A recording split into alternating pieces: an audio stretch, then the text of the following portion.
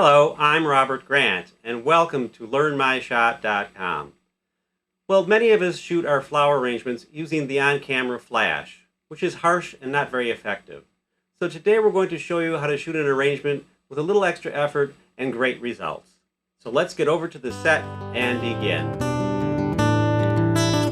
So here we have it, some flowers from the garden in a little vase sitting on a white table with a white background, our camera in the foreground set on total automatic. We're going to take a shot here using our on-camera flash. So it's a typical situation of using your camera on auto and photographing something with your camera does all the work. And I'm sure you've seen this before. When the on-camera flash fires, it throws a lot of shadows straight back with a harsh front light. So let's fix that now. Let's put our camera on AV, aperture value, where we set the f-stop and the camera will set the speed. Well, we've selected f10 as our aperture value. We're on evaluative metering, the cursor's in the middle where it should be, and at this f-stop the camera is selecting 1.3 seconds. We're using a 17 to 85 millimeter zoom lens at the 50 millimeter range on autofocus. Now I'm bringing in our diffusion tissue on a stand with a clamp light using a 100 watt household bulb, slightly high and 90 degrees to the camera. I'm going to move the vase to the right a bit to show more edge of the table for visual interest.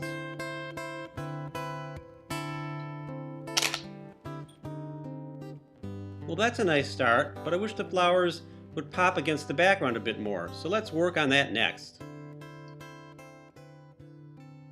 I'm going to go in with a foam core board and simply block the light from our front light off of the background.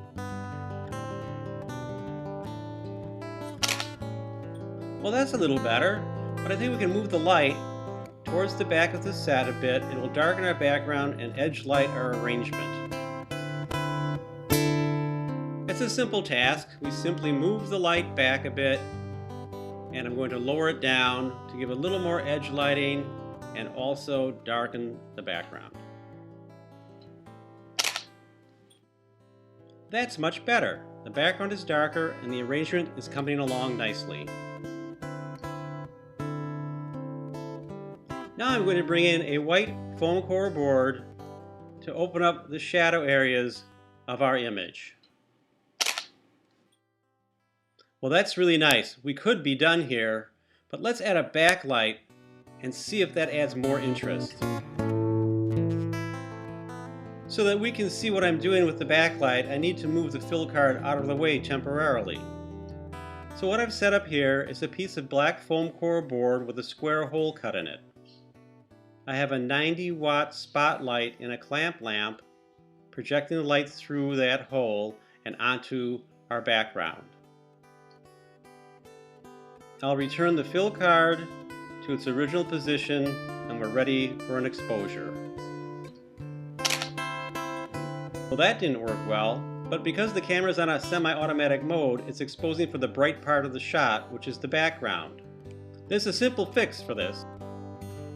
The easiest thing to do is to simply change the bulb from a 90 watt bulb to a 50 watt bulb, therefore reducing the exposure on the background and getting our balance back to where we want it to be.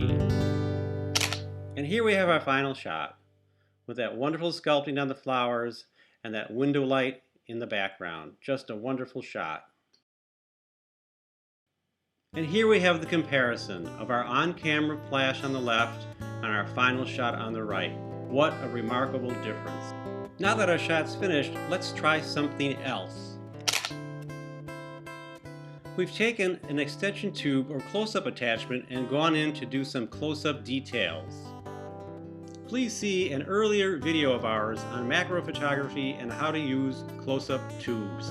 Well, thanks for watching and look for us again at LearnMyShot.com.